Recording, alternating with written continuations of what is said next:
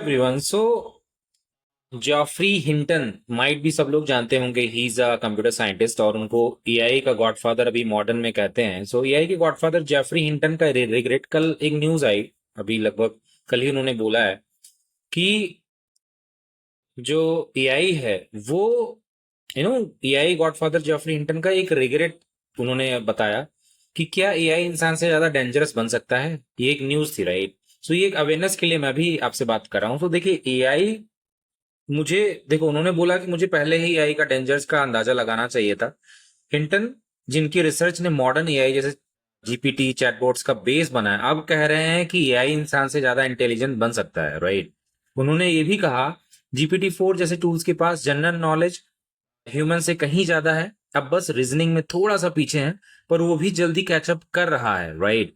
So big big concern की अगर बात करें तो ये एआई सिस्टम्स अपने आप नए गोल्स बना सकते हैं, जैसे पावर लेना, कंट्रोल लेना, और अगर गलत हाथों में चले गए तो प्रॉब्लम डबल भी हो सकती है। सो टेक इंडस्ट्री के टॉप लोग भी रिस्क जानते हैं, पर वही पब्लिक में छुपा रहे हैं, राइट।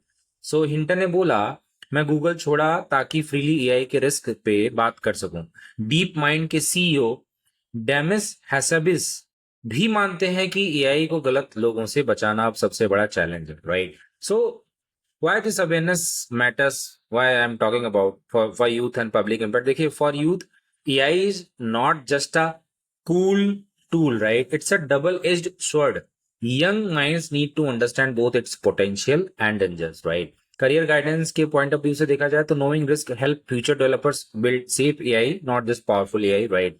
डिजिटल लिटरेसी, अगर हम इससे कुछ सीख सकते हैं तो वह teachers everyone to question what are be building and for home. Ethical thinking के हिसाब से देखा जाए तो create social responsible tech leaders coders.